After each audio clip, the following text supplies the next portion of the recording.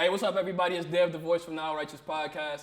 And Don Jones, a.k.a. Baritone Jones. You know, the most versatile last name in the game, Bedside Benson. This dude never stops. Listen, y'all, we've been gone for a long time, and we know that. But while we've been gone, we've been working on a very big project. I saw that side eye. We've been working on a very big project for y'all, especially with everything that's going on. Our condolences to the entire George Floyd family and everybody across the country who we know can relate and connect to that. So what we did was we put together a huge project where we organized influencers, entrepreneurs, and a bunch of different creatives to help process and analyze these issues with us. We named this project Safe Space. So this is a big thing.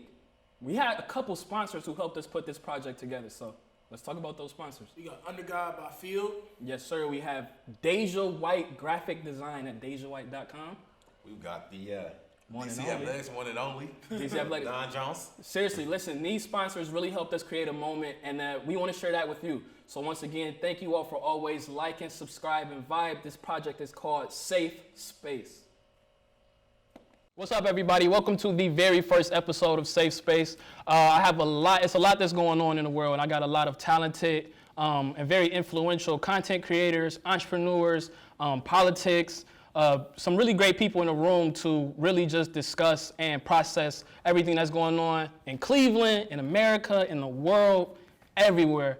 And so I'm gonna have my panel introduce themselves.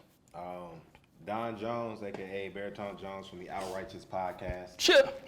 Let me move this right here. I talk low. I'm Cartel from the Coffee and Cream podcast. We talking my shit. Do your thing. Wait, is the sound good? Sound is still good? Cool. Most versatile last name in the game, Bedside Benson. You know, the most famous man that no one knows yet. Are you really famous? They just don't know yet. My name is Jordan. I'm a media influencer with Love Sis. My name is Shamaya. I'm one half of Faith and F Boys podcast.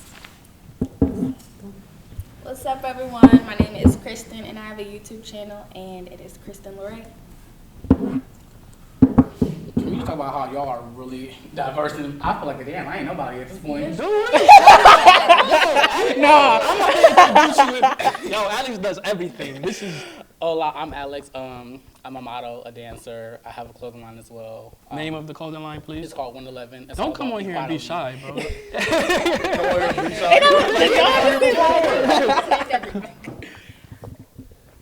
All right, my name is Eric. I'm a second-year law student.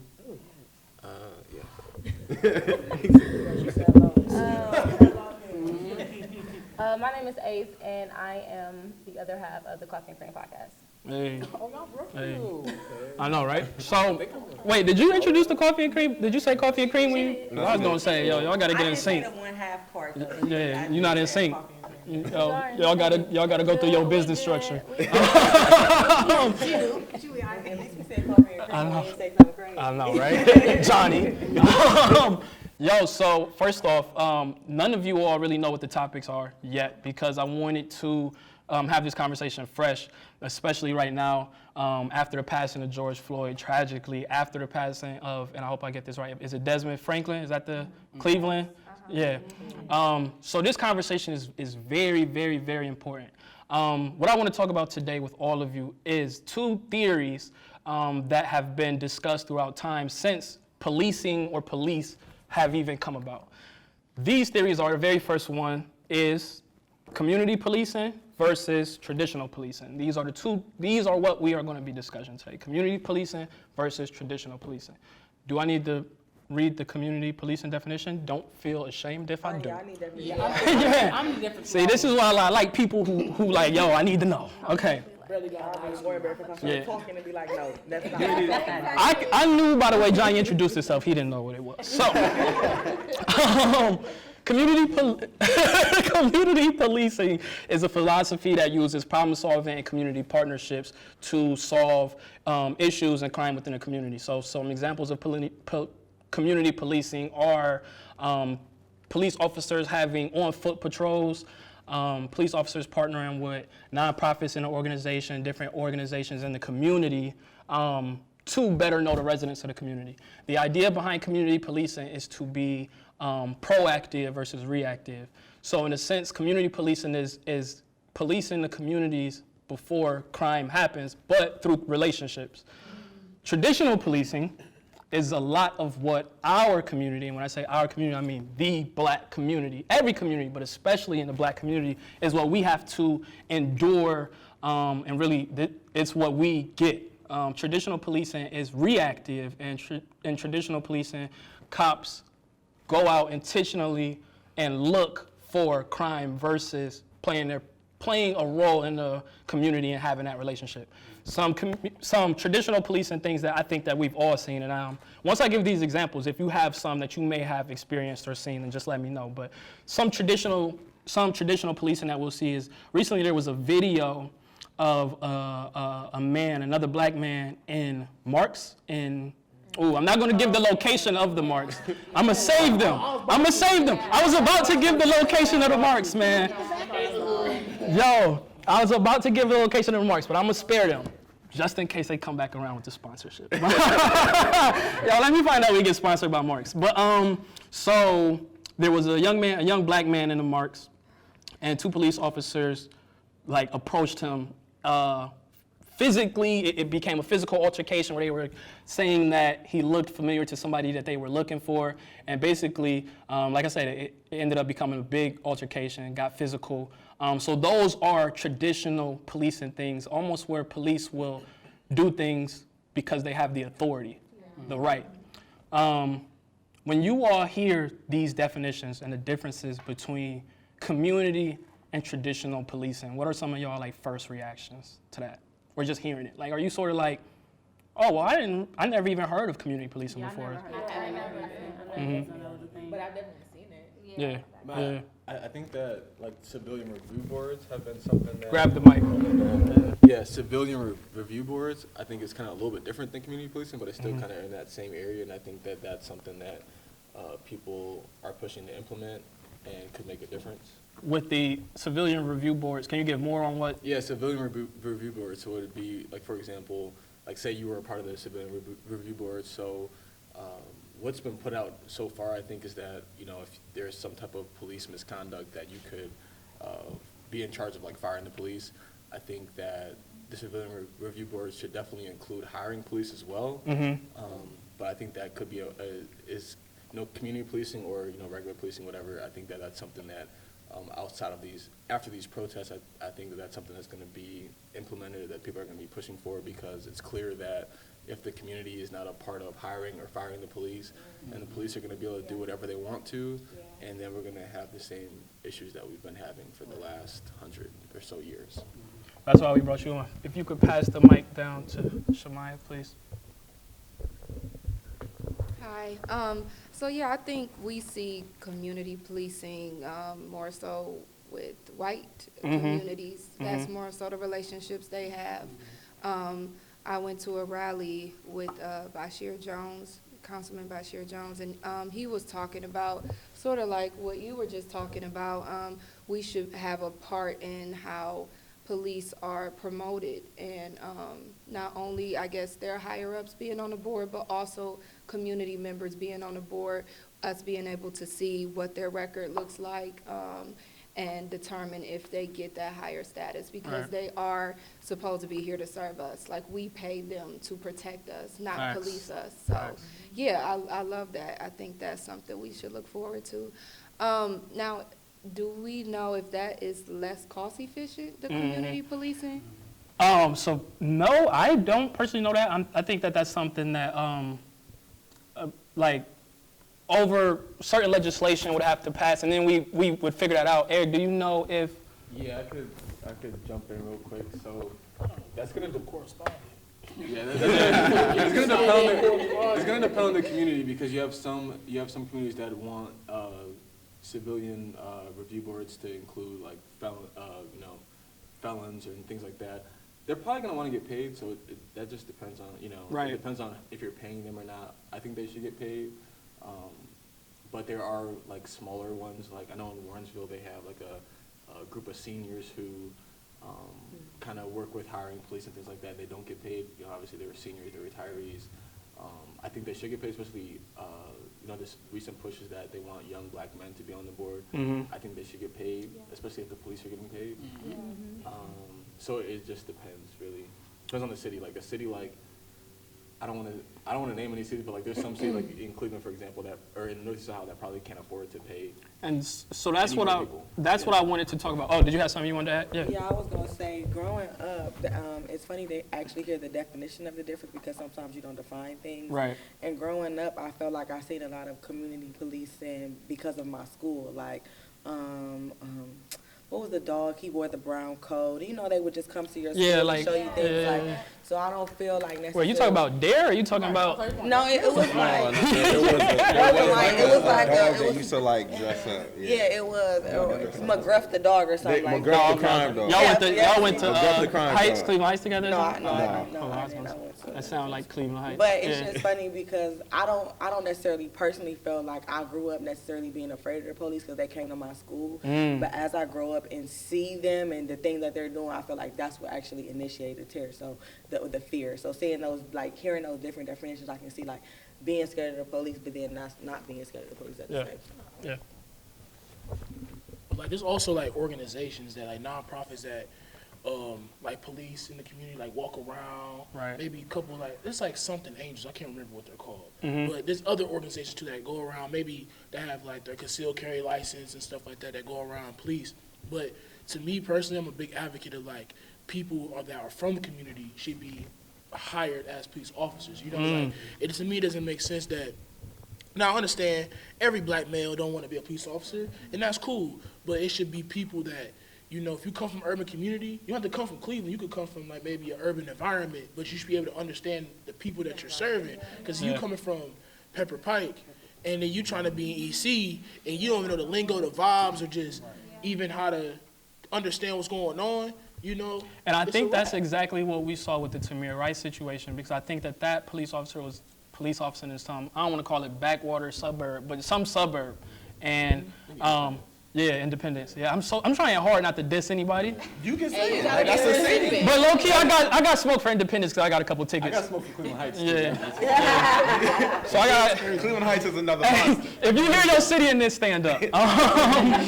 But so he was policing at Independence, and I think that they let him go because they were saying that he was too shaky, too nervous when he was on patrol, and so he ended up policing in Cleveland. One point that maybe can be a problem with community policing is a sense of bias in like situations. So like, and I'm not saying that in these communities like major crime happens all the time, but say you're in a situation where it's like you maybe have to look the other way. Like he might look the other way because I know this person, and he might committed a real crime. You know what I'm saying? And you know, crime or not, like you can't have people selling dope on the corner. You know what I'm saying? Or commit murders or theft or something like that. You're like, no homie. Right. You know?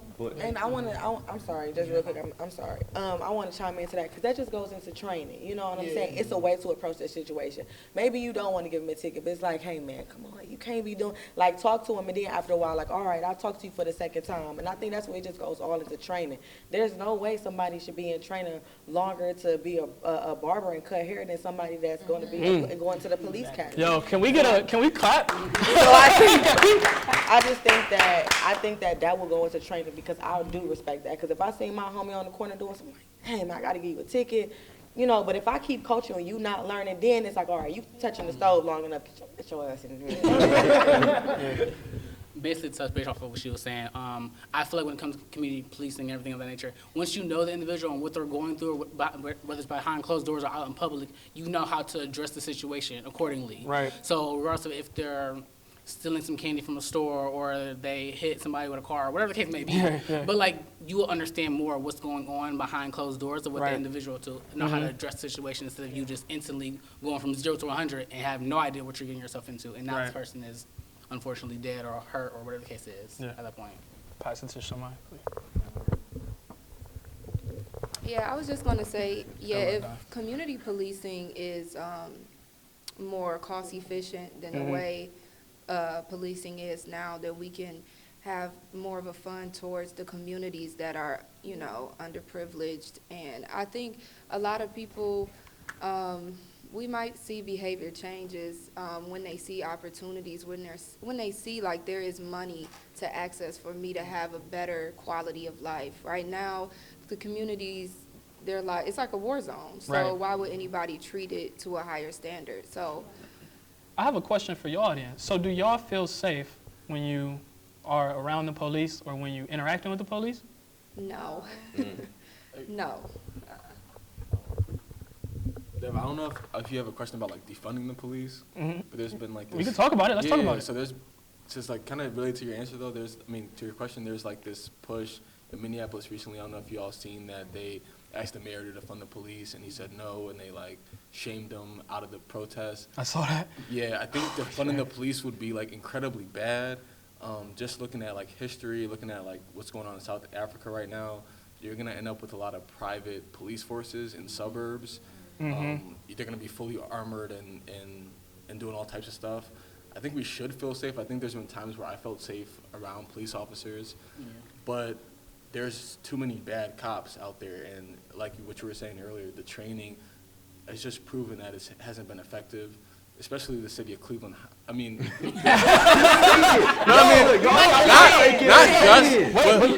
is a safe space. well, yeah, but not. It is a safe space, but not just. It's not just in the city of Cleveland though. It's everywhere. But like for example, I once interned for a public official, and a Cleveland Heights officer called me. It was a retired police officer. Confessed all his sins to me, talking about how they were historically racist. I never even said this in like public before, but like he called. He called and just told me that he was retired. He was like 70 something, and he told me about just them being racist, racial profiling, and it was super normal. And this, I don't know when I don't remember. Like, this was back in 2016, but there's clearly an issue with hiring cops, and I heard that like Cleveland Heights is like one of the best police academies or whatever. Yeah, I've heard that. And too. if you have racism coming out of one of the top police academies, That kind of just shows you. yeah. So since we're being nice, so I believe everybody. I like everybody, transparency. Of course, transparency. Everybody's of course got a story when it comes to police. I personally will say growing up did feel safe around the police, but of course you're younger. It's unfortunate that nowadays the younger kids aren't really feeling safe around the police. But we'll say back in the early '90s, I felt relatively safe in front of the police until I got pulled over for the first time. Yeah. And then it was in my city, and everybody knows my city is Cleveland Heights. And it went from, and everybody knows if you get pulled over in Cleveland Heights, it's not just one police officer. They pull up with 3 more, and then 3 to 4, and then it's a whole ordeal. You're like, well, I might have just did a rolling stop, or whatever the case may be. And the next thing you know, you're sitting on the curb and they're searching your car, especially depending on what car. And like I said, we can go into all these stories. I'm sure everybody's got a story. Unfortunately, has a story. I know, that's the thing. And it's unfortunate that everybody has a positive, of course, potentially, and then, of course, a negative story. But I don't, kind of defunding the police. I mean, I'm not fully, 100% hip on that, we'll say, but it's not. Police officers are there to protect us. Protect Quote, and serve. unquote. Quote, unquote. Protect and serve. And of course, recently in these situations, not even recently, and we'll say in the past decade, we'll even say there hasn't been an instance where you can honestly sit there and say, oh, I felt protected because they were serving me in the right way. Oh, yeah, another bar. Yo, before, were you about to make another comment on that? Yeah, real quick. Go ahead. I feel like when it comes to like police and me feeling safe, like it depends on the situation. Yeah. Now, it really depends on what they look like. If I see my man's with a buzz cut, that military buzz cut, my head. Yo, wait, Johnny, with the tat on the right You know hand? me? Yeah, like they got that straight. It's all one. But it's all one even. No, I'm cool on it. But if I see maybe a brother, I'll be less scared. But I'm still on my toes though. Yeah. But even the situation, I was 16. Me and my homeboys walking down the street at night, and we got pulled over by like 6 cop cars. Scoop, skirt, skirt. I'm like, oh, we about to go down. Right. So we assume the position. Yeah. You feel me? Before they even say anything, I'm coming down. I already know my rights. Yeah. He's like, yeah, where y'all been at? All the other stuff. Cop pulls up. Black cop that I always know. He's like, no, they ain't do it. Do what? You know what I'm saying? Yeah. He's like, yeah, someone stole a lawnmower. That was God. Yeah, and I was like, what? A lawnmower? Bro, like, you feel me? So it's like It's like dang around white. We're not hiding that. But it's just like it depends on the situation. Like yo, if I'm in a big crowd of people at a festival fair, yes, I need police there because you never know what's about to happen. Yeah. But in the same time too, like when police pull me over, I'm not playing no games. Like you never know. Hand a dashboard, what's popping? What's up? What you need? Yeah. All right, cool. I'm asking questions. I did what? Cool. I did this. Okay, I did. Even though dang well, I know I didn't hit that turn. All right, cool. I did it. He like, Hey, look, you can't. It's unfortunate. You can't. At least in situations I've been in, you can't ask the question. It's unfortunate you can't ask. Well, why did you pull me over? It's yes, sir. And then I'm the type, because of what I've seen and what I've been through personally, I'm asking, is it okay 3-4 times before my registration's in my glove compartment. I want you to feel safe. Can I go in my glove compartment? Right. Are you sure? Right. And it's broad daylight like this, like this beautiful day. Are you sure? Yeah. And then I have to warn them, like my registration is, it's in a black like folder. Yeah. It's a black folder in my glove compartment. So if I open up my glove compartment, it's a folder. I want you to feel safe. Right. I wanted to ask y'all this: when we talk about the community policing, and Eric, you brought up a good point with defunding the police. In the past, in black communities, we had the opportunity to where we had different leaders and people in the community to almost police itself. And so one of the original creation of things like the Black Panther Party were to police the police and keep the people in those communities safe. Do you all think that even when you take in consideration the fact that there may be review boards and different people that we can put in positions for certain cities, is that possible nationwide? Yeah, I got a quick answer. Yeah, I think it's totally possible, but it's gonna get kind of like Hunger Games-ish type of thing, where it's like you would need, for example, you take a black city, like a predominantly black city in Northeast Ohio that we're close to or whatever. You would need to say, okay, like we need cops. So like you can't have a graduating class without like a certain amount of people being cops. Yeah. But it's kind of needed. I mean, as long as you can pay those folks, like, there's gonna be some people who want to be cops, but like you're gonna have to pay those folks. But again, it kind of gets into like the systemic racism and things that come from that. The reason why black kids don't have certain graduation rates compared to like other white cities, or the reason why the reading and literacy rates aren't the same as other white cities, because you need to be able to read to be a cop. You need to be able to do certain things to be a cop, handle certain paperwork. Which clearly still isn't being met at the requirement, but but we need that. Like we need black cops at the end of the day. So whether it's through the government or through community policing, you still need folks who are on our side that can use a weapon the right way. And because community, like the idea of like community policing and all that stuff is like it's cool, but it's like, okay, when you have a domestic violence incident with a guy with a gun and all that stuff, or who's like holding somebody hostage, who's gonna go in and save that person? So I was doing a lot of research on these two things and the difference with community policing. So community policing in itself is a task force in itself, right? So you would have a certain group of officers who they work in the community. Because then that would build up the familiarity, whatever. Yeah. You got me. Tongue twister. Public school. We talk about Cleveland. Shout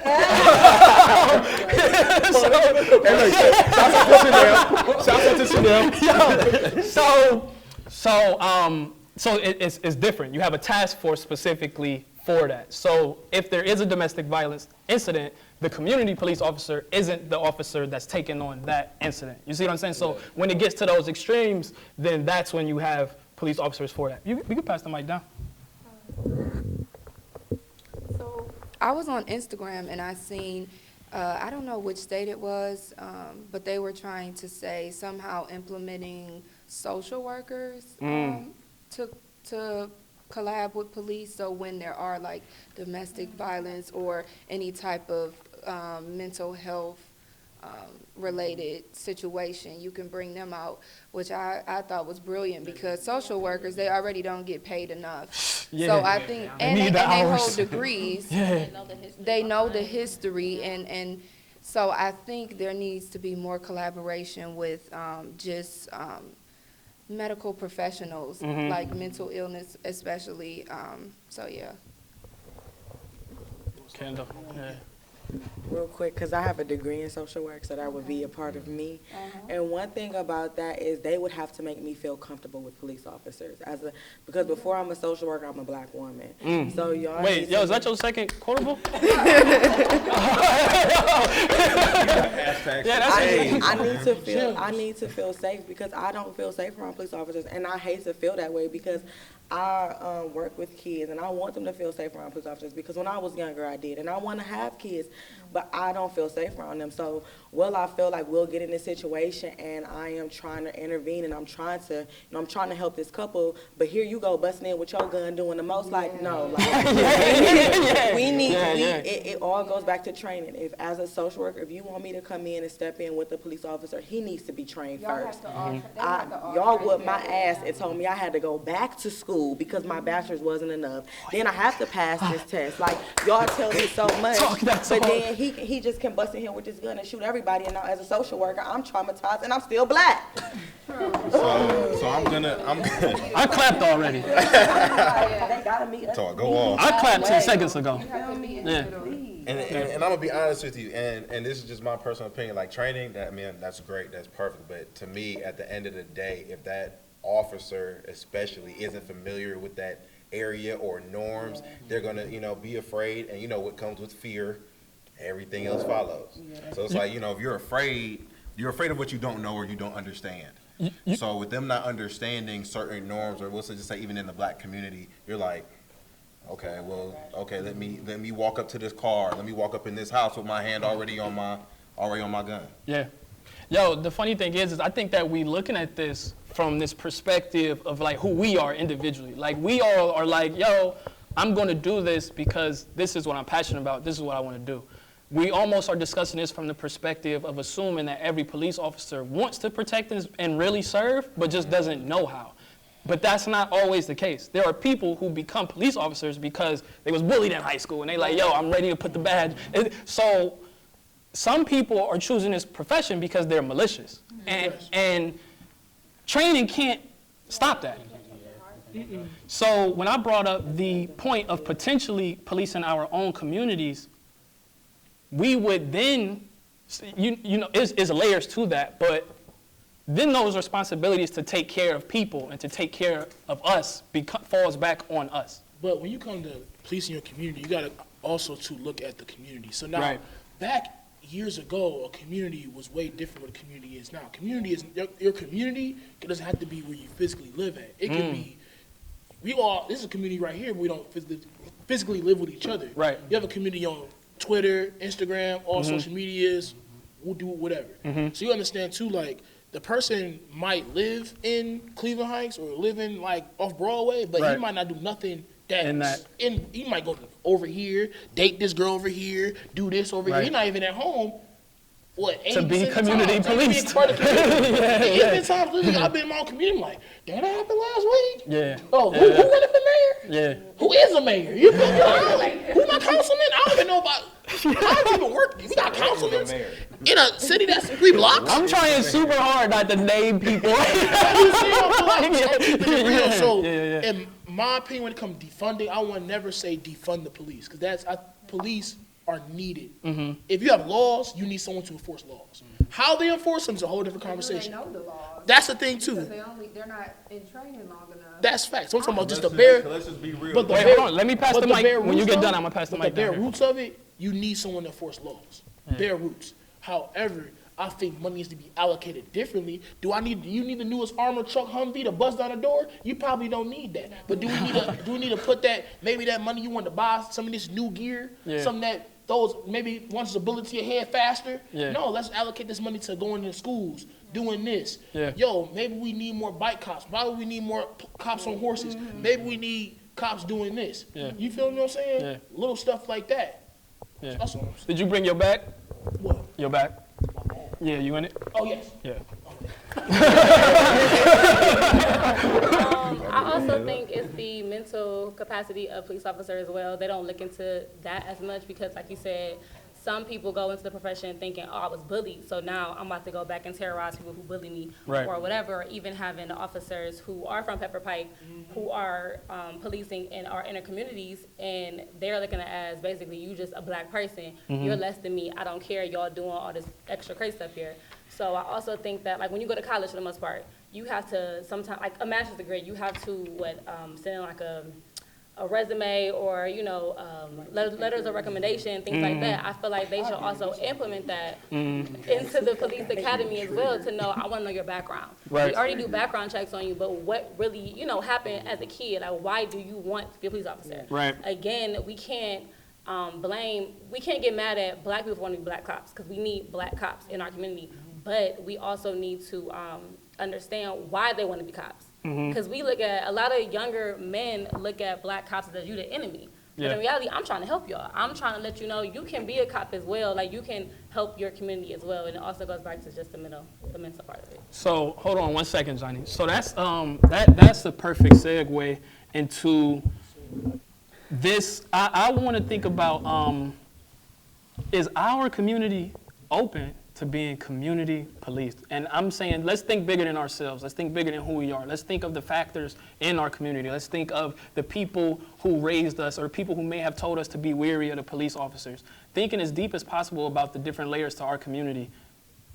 Do you think that our community is really open to be policed? Because from my experiences and the people who have helped me become who I am, there weren't conversations or people encouraging black people specifically to become police officers or to build relationships with police officers. And from my experience, and I'm always only going to talk about my experience, black people who've tried to become police officers have only been boxed into their communities. So how you can be from Pepper Pike and go to police academy or whatever you're doing in Pepper Pike and then end up being a police officer in East Cleveland, you don't have that same opportunity when you grew up in East Cleveland and you're like, yo, I want to police in Pepper Pike. Because they protect their own. Can I say something? Yeah. I think it goes back to when Obama was in office. A lot of people weren't voting. Yeah. But if you get our people excited enough to say, hey, we can implement this change, we can change our communities, I think if we rile the community up enough, we would get some type of answers. I don't think that it would be overnight for sure. And I think that's a great question to bring up. But I feel like we see that our community, once we get excited for something or once we get riled up, we could have been rioting for we had hundreds of years of it. But with the George Floyd thing, you know what I'm saying, people woke up. And, you know, with Obama in office, people was like, oh, a black president? Yeah. People who never voted before. So I think if we rile our community up and say, hey, these are things we're going to implement. This is how the community cops will go. This is how we can get it together. You know what I'm saying? It might be something It's we going to can take do. time. Yeah, For sure. Especially because the older generation. Baby, listen. yeah. The older generation. But no, just to piggyback off what you said, like, the power and numbers that we have is outstanding. Like, the fact that we can do so much, it makes you realize that we have so much more power than what we honestly think we do. And granted, like, with this whole George Floyd incident, everyone protested around the world. So, like, just to notice that you can do so much and to still be the minority of the country, it kind of shows how much power we really have in numbers. It's honestly just putting the foot forth to actually go about that situation the right way. It can be accomplished. Right. So, I mean, obviously educating them about what we're going to do and how we're going to do policing, this, and the third. Yeah. It can be done. It's not going to be happening overnight, obviously. It's going to take some time, some learning, this, that, and the third, blah, blah, blah. But over time, I feel like it can be done. Right.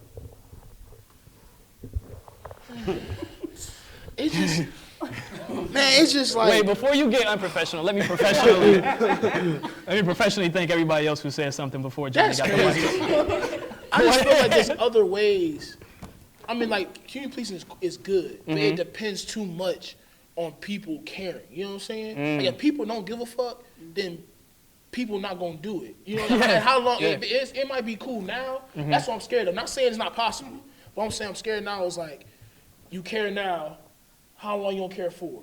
How long is your engagement gonna be? My thing is like, we should have situations where it's like, yo, because every time you see a black officer kill somebody, many times he's had a record of doing wild stuff beforehand. Why is it no situation where it's like you getting yearly reviews by people like, yo, if you've been on the force for 10 years and you wilding, you can't go, you're not coming back. You're not coming back. You can't get promotions. You also too, if you've been on the beat for 20-something years, you're not ranking up and moving up, and you shooting people, and you're doing a whole bunch of wild stuff. Why you're not getting a third-party company or a third-party psychologist to come in and do a mental reviews on people? Why is that not happening? You just been on the force for 20 years. Homeboy been shooting people, fraternal order of police, like, you feel me? Don't check up on him. He one of ours. You feel me? Why is not third-party companies coming in and really evaluating stuff? Because when the FBI came in, it wasn't even shootings happening around that time. When the FBI came into Cleveland police and said, yo, you're wilding. Y'all's doing too much. The FBI to come in. And it wasn't like a shooting happened. It wasn't anything happened during that time. The FBI was like, do you all know what's the specific situation with the Desmond Franklin case? got shot. So I read on it. It's on the Cleveland NAACP Instagram page. From what I know, him and the officer were both riding side by side with each other in a car, 2 separate cars, of course. And the cop was off duty, and the cop is claiming that Desmond waved a gun or something at him, because I think they had an altercation maybe at a gas station or something prior to driving down the street, and so the cop pulled out his gun and shot him. Past the person in the driver's seat and shot him in the passenger seat. Wow. And he claims that he waved a gun at him or something. I don't know if the gun was found, but now they're wanting who did they say in Columbus, I can't think of the name. They want someone else to come in and do an investigation because you can. I want to say this really quick though. My only thing about outside investigations and all of this, these third party things, is that when you usually involve third parties in things become statistics. And so for a lot of us, we're talking about experiences. We're relating with experiences. People are hearing these stories and looking at statistics. So what I'm saying is where is that? From what that sounds like to me, you can't build that bridge. Because these people literally are in fear. These cops, I'm talking about, cops are cops and scared. I mean, it's community police, community or traditional. You can't stop that. What you gonna say? I think because of social media and everything, there's a lot of information coming out there that's newer information that people are becoming privy to. But I think that there's also within the black community, we don't fully know the law. And we know the social media version of the law. Yeah. And because cops can kind of do, they can kind of do whatever they want, but there's a ceiling to it. Yeah. So a lot of times you're better off just getting arrested and going to jail, unfortunately, if you're innocent. If you can make it there. Yeah, but if you didn't do anything, the cop is coming up to you, harassing you, and arrest you, or is trying to arrest you, you're better off just getting arrested and doing the jail time or whatever and getting out versus fighting back. And I know it sounds crazy because it's a natural thing to fight back, especially when you didn't do anything. Yeah. It's so crazy, but that's I'm just speaking this issue specifically, because cops shouldn't be arresting people who didn't do anything. Yeah. But a lot of cases that are out there, it's people are kind of resisting a little bit, and cops are going overboard. And that's a whole other issue where it's there's things that we can do to make sure that the cops aren't going overboard, civilian rewards or some type of other body that's over the police. Yeah. Policing the police, because at the end of the day, right now, if a police officer does something to you that's messed up, it's the police that are gonna judge what's happening to the police. Yeah. And it's the police are a fraternal order, so you know what's gonna happen there. But we gotta. They're a gang. Yeah, low key. Call it what it is. So we gotta make sure we're kind of pushing the right information out, because people are getting messed up or having bad things happen to them. It's police, can low-key do what they want to a certain extent, but they can put you in a car. If a cop came up right here and was like, okay, like, Eric, you're under arrest because you have a warrant, it's nothing I can, you know, even though I know I don't have a warrant, I can, like, fight that later on with an attorney. My But rebuttal, I can't do anything right now. my rebuttal to that though is that those aren't how the situations have been playing out though. Like cops aren't. I'm not arresting you, or we're not getting into this altercation because you have a warrant. I think that the world knows that police can pretty much do whatever they want. Do whatever they want. Like that's not the conversation. The conversation I think is why are we not even having opportunities to make it to jail? Oh, facts. Yeah, I mean, especially like the George Floyd incident is like not related to that. I've seen some incidents where it's like cops are pulling up and like they think a guy has a warrant and they're like, oh, whatever. Mm-hmm. Or, you know, a bunch of other situations. Like the George Floyd incident, the cop was clearly out of line. Yeah, and, way like, out. most likely Cop, racist. yeah. I know there was all one the specific cops. cop that got Yeah, real yeah, out all of the line, cops. but all of them were out of line. Yeah, they're all out of line, and like that happens a lot too, which is like some whole other issue. But again, it's like it's the law. It's like how do we figure out how to like maneuver through this world until we create some type of other body? Because at the end of the day, nothing's gonna really change unless there's some other force that can hold police accountable. Because if it's the police holding the police accountable or judges holding police accountable, who are all part of the same criminal justice system, which is currently extremely corrupt, especially for black people. You know, they're working against us, and they've shown that even black judges, black cops are working against us. There's really nothing we can do right now until we get some other type of body to hold them accountable. Yeah.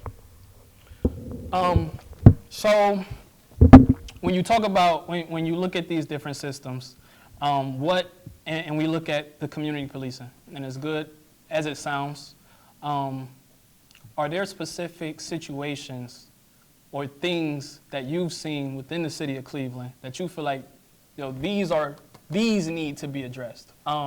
These are things that are hurting the city more than helping them. So for example, I'll even give one, and this may seem small or big compared to situations like George Floyd's or Breonna Taylor's, but even when you go into the city of East Cleveland and they have traffic cameras, for the city, that's great. For the people who live there, it's not great because you can be going 35 and a 30 and get a ticket. And several. Yeah. So do you all have any specific things that you're like, hey, you know what, I saw this is what I'm looking at, this is what I think that we need to change, or this is what I think that the city needs to do differently, especially with dealing with, what should police know when dealing with black people, with African Americans, you know, when approaching us? If not, you could. Wait, repeat the question for me. I'm saying, what do you think that, are there specific situations where you've either noticed, yo, these are weaknesses within the police department, or are there specific things that you say or that you feel like, hey, these are things that police should know when interacting and dealing with black people? I think just like police showing up to community events, Yeah. police not just riding their cars, but being in a more like proactive, impressionable way. Like, yo, like, I don't know, like when I was a teenager, I saw like bike cops. Yeah. And like, it might sound silly, but like, that's like, it was just different. You know what I mean? Seeing a cop on a bike, just like kicking around, rolling around, doing this thing, like you racing down the street with your bike. You know what I'm saying? Like, I definitely did like used to say, forget 12, but then I would see the horse cops and be like, yo! That's hot, like, and you don't see that. You see it downtown. You don't see like horse cops in the hood. And I don't know if that horse can go with them potholes, but you see what I'm saying? Little stuff like that, or even not even getting police, like getting the fire department and EMTs, like, because some people associate all of them with the same system. You know what I'm saying? You have to get somebody uniformed in your communities just to walk around.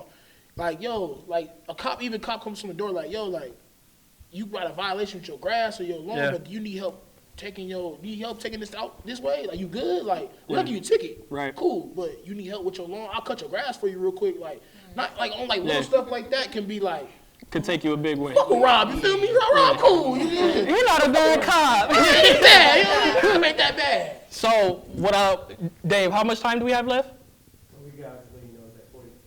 Okay, it's at 40 minutes? Yeah. Okay, go ahead. So I completely 100% agree with you, Johnny. But I will just kind of throw this thought in there, because it's just natural. I don't know if there's any type of community relations that's going to take away any sort of fear. I honestly don't, because at the end of the day, they're still walking into situations already scared, whether they need to be or not. Well, that's just ignorance at that point. For sure, 100% agree. That is complete ignorance. Like, and that's why, like we said earlier, it's like an independence cop coming to Cleveland Heights or coming to East Cleveland. You're like, oh my goodness, I just pulled over somebody African American. Oh geez. Oh, what could they have in the car? Oh geez. Like that's not. But that's what.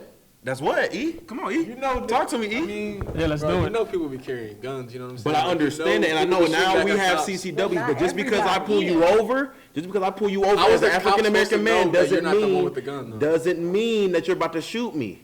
I'm not saying that people don't need to be aware of their surroundings, because as black people, as just people, we have to be aware of our surroundings. But my first thought when I pull you over shouldn't be, oh my goodness, when I get to that window, it's gonna be a 9 in my face, and I'm gonna have to pull my gun. Hold on, wait, go ahead. Okay, just real quick. This is the same. I had this conversation with somebody else the other day. Not this exact thing, but on the point of like how some people feel like they only carry guns because they're scared of black people. Listen. This is how I feel between all this shit. Just be an equal opportunist. The same way when you ride down St. Clair and you feel like I need to hold my guy, when you get in Menor, just do the same thing. That's all we like, want. If you as a cop, if he is scared because people shoot back at That's him, 3. just respect that black people don't be the only ones that be shooting back. I try to get my parents to understand I low-key want to go to a school with a metal detector because my wife's school don't have one. So when they get mad one day and they come up in here, just like they did 30 minutes from my school one day, come on, bro, you feel what I'm saying? So that's all I'm saying. I hold 100. I respect that. Be nervous, because as a cop, you don't know. I know they get killed over minute bullshit, but at the same time, like just be equal opportunist. If you gonna walk up on me like that, walk up on that white man and that homegirl like that. You feel me? That's all. Just equal opportunity. I feel it out. Hey, Eric said, I have one more thing, but I feel you though.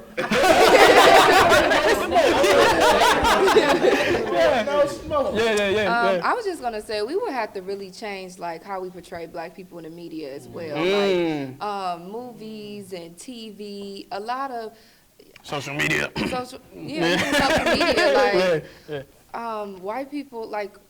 The thing with racism, the door swings both ways, okay? We think one thing about them, they think one thing about us. So in order to change that, we have to, like, really be able to represent ourselves to America. And stop letting people tell our stories and perpetuate these same narratives.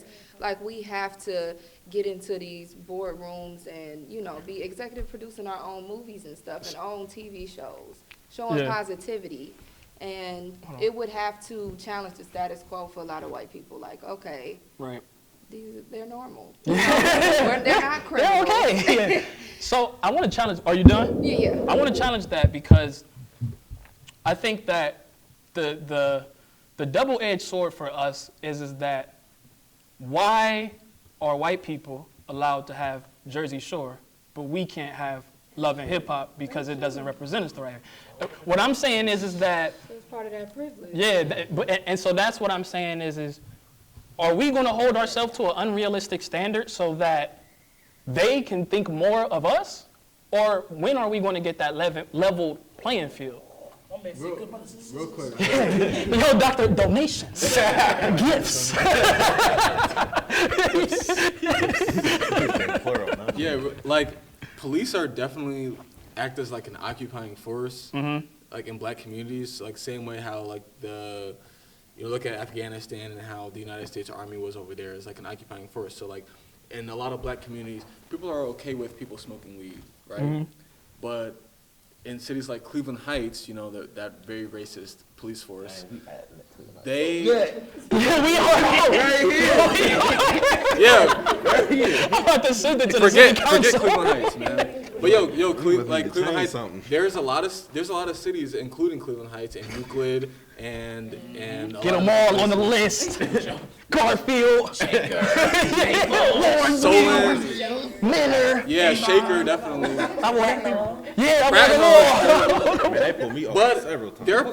A lot of times they're pulling over black folks just because they think you might have weed in the car and they're trying to arrest you for that.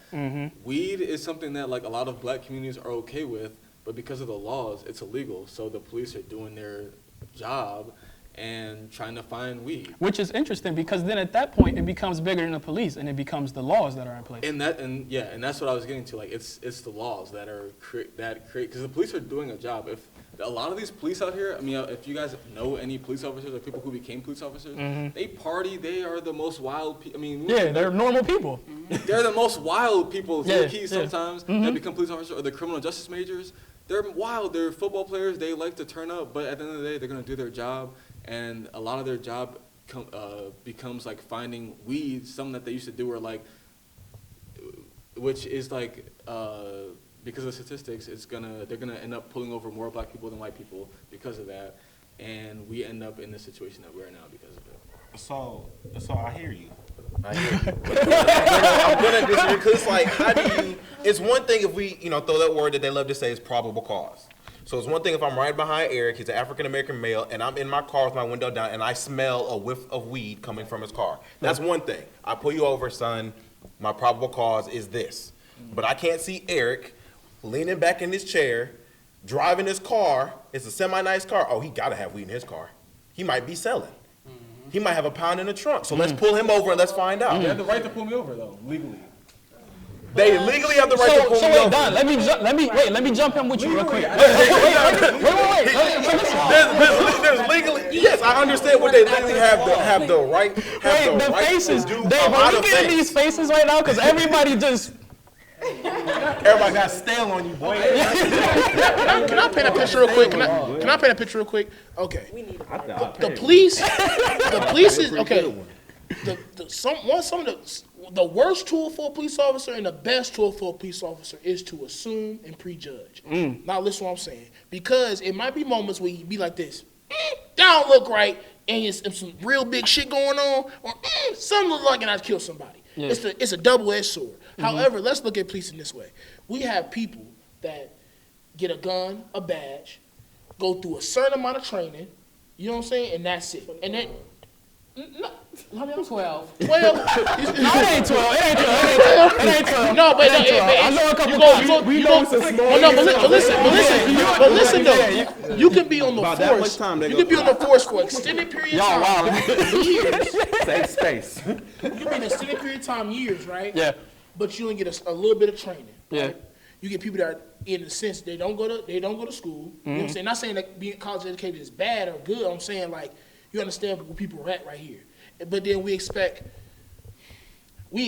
these extraordinary, like not unrealistic, but in a sense, like, why do we expect so much out of people when they don't get that much training from the system to do what we want them to do? I can't expect somebody to have so much common sense when in their head it's not common, and they're trying to be a police officer where the sense is dangerous for their life, for their sake, and for someone else's sake. Hold on, because my thing is like we don't expect the same thing out of maybe a soldier. You know what I'm saying? Because a soldier gets a very large extent amount of training for his job if he's in combat and shit like that. He goes does his thing, but an officer gets kind of less. Yeah. And then we expect, oh no, like, why you didn't like?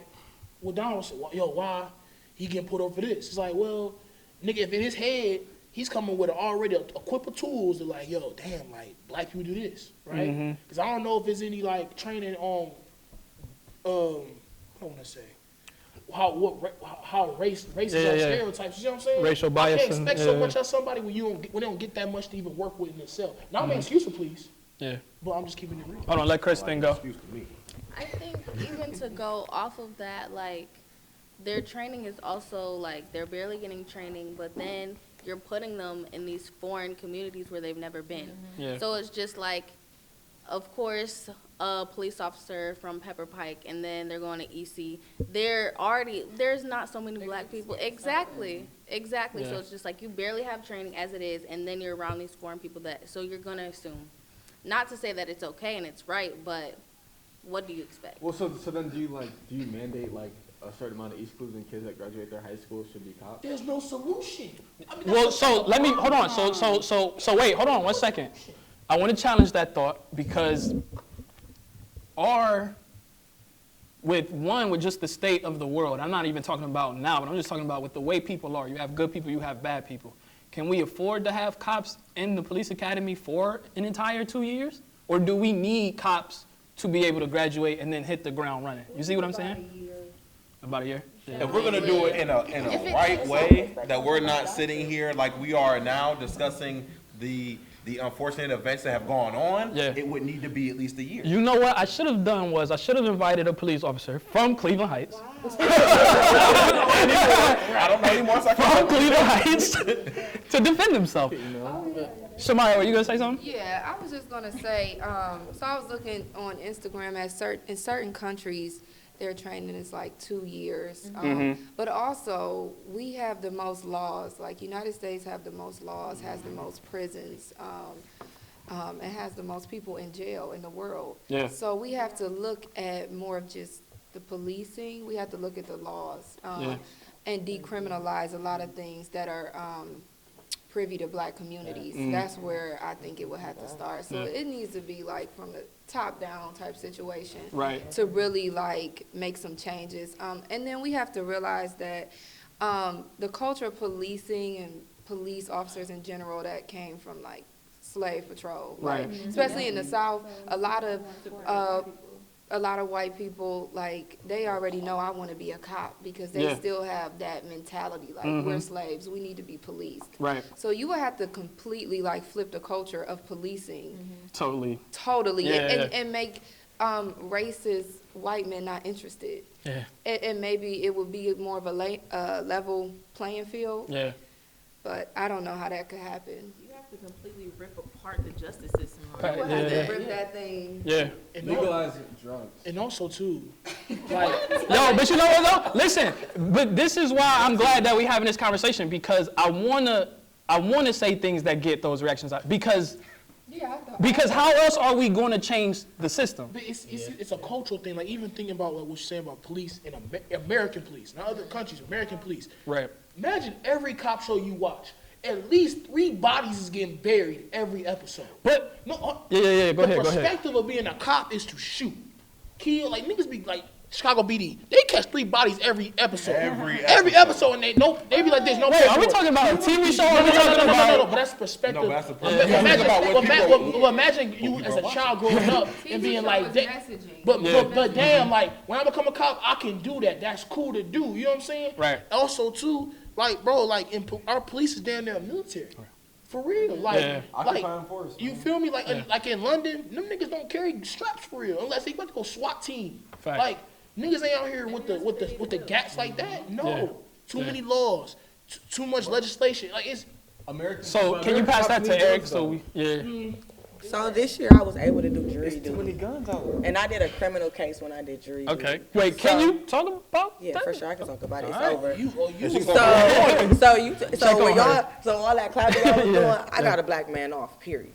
Out of 12, out of 11 jurors, I told my best friend, Ace, no. I said I wasn't walking out that room till I got the verdict that I want. They were trying to get him on 6 charges. I said the only one they could get him is on 1. Nevertheless, this was the best experience of my life. Even going to white schools was because I was able to sit in a room with a bunch of people I never had met. We all were from different backgrounds. We all had to get interviewed for this, blah, blah, blah, blah. And the comments that came out of it, the just seeing how I see how George Zimmerman got off. I see how people get off because if you sit in a room and you close-minded and you don't stand up for what's right, then people will. Just little things. So basically, my criminal case was a young black man. He was in a car with some friends, and they were selling weed to somebody, and somebody got shot, and somebody drove away. Now, of course, that's what they give you. So you're like, oh shit, he did it. He guilty. But it was so much more to it. You know what I'm saying? And they were trying to convict this one black man. They were trying to convict this one black man of 6 counts that none of it made sense. But those white people sat in that room and made sense. So it was hard going back. Listen, I had to call her every night because as a black person, I was fucked up. Like, bro, what am I gonna do? Like, I feel like this is a lot of pressure on me because it's only me and like 3 other black people in the room. Me and 2 other black people, and they not men, they women. So you got white men in there going hard on me. You know what I'm saying? I made a joke like, shit, I said I am bilingual. I said I speak English and I speak Ebonics. So I walk out this room and talk to a black person, you have no clue what I'm saying, but they do. They thought that shit was funny. I'm not laughing because we can communicate. And I know this young man didn't do it. By the end of the case, I walked out of there, he got kidnapped, and the only reason he got kidnapped was because if I grab your hand and take you right there, that's kidnapping. I said, that's the only reason he moved the vehicle. I said, but all that gun, all the other shit, all the residue, I said, that does not make sense, but they tried to make it make sense. So it is about knowing your laws, but laws are so fucking black and white. Like, well, I can see how he could be convicted is because it kind of makes sense, but without a reasonable doubt, fuck that. No, y'all don't have enough evidence. That was the hardest shit of my life because as a black person, they was looking at me like, here come this angry black woman, here she go in here being hard. But I had to, you know what I'm saying? By the end of it, and then to figure out at the end of the case that somebody had already pled out guilty because he was the one that did the shooting. So if I had sat in that case and not said nothing, he would have went to jail for so many. This 18-year-old boy would have went to jail for years for some shit that somebody had already pled out. But they didn't tell that till afterwards when the case was over. Yo, so hold on. So wait. Yo, wait, hold on, can everybody clap it for themselves? Because we are on like, what, 5 minutes left and we about to cut off. Oh, I'm sorry. No, you did exactly why we reached out. So thank you to all of you all for coming through and making this happen. This is the very first project in Safe Space, and hopefully we will be able to do another one. So thank you all. Thank you for anybody who tuned in to today's very first episode of Safe Space. Like, subscribe, vibe to everybody's stuff. We got Coffee and Cream podcast here. We got Alex, aka Handsome Center. I call him Alex. His mama call him Alex? I'm gonna call him Alex. we got Kristen is it Kristen Lorraine on YouTube, vlogger. We got Shamaya from the Faith and F Boys podcast. We got Jordan, artist, blogger, social. We got everything. We got everything in the building. Bedside, Don, y'all know I'm with the same 2 dudes. Thank you as always for tuning in. Until next time.